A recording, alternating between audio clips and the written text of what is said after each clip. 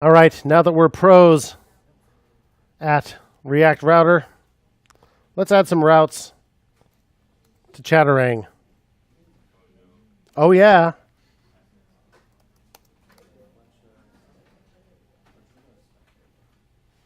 This is exciting. We're enhancing it. We're making it better. Let's yarn start that puppy.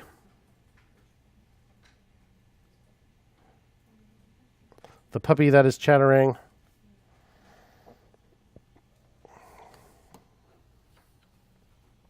I can think of several things I'd like to do here. It'd be really cool if clicking on one of these actually changed the URL to be like slash rooms slash the name of the room. Then we could actually link directly to rooms. You could bookmark rooms, all that kind of stuff. And it just seems like if this were a real app, that's how it would work. Seems like sign in should have a separate URL. Seems like maybe the new room form should have a separate URL. Let's try to do that one.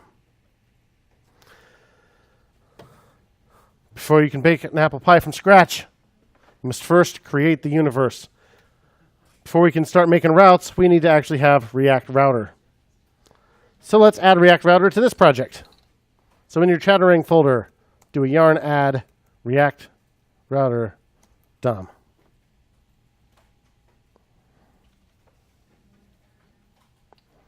Which should actually install it in your node modules folder and stick it in your package.json. React Router DOM.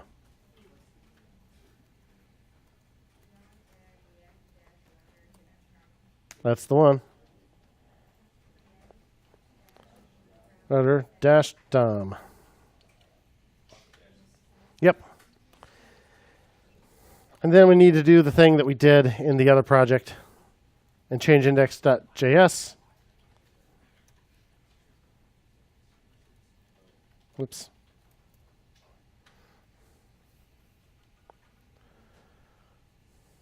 So inside here, we'll import browser router as router from React Router DOM. And then we'll just wrap app in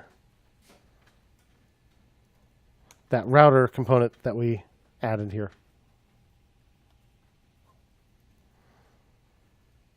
Then if we just look in our dev tools at our app component, well, we'll see browser router is now here. So we can now use routes. In fact, we could do this. If you want to also import route inside index.js,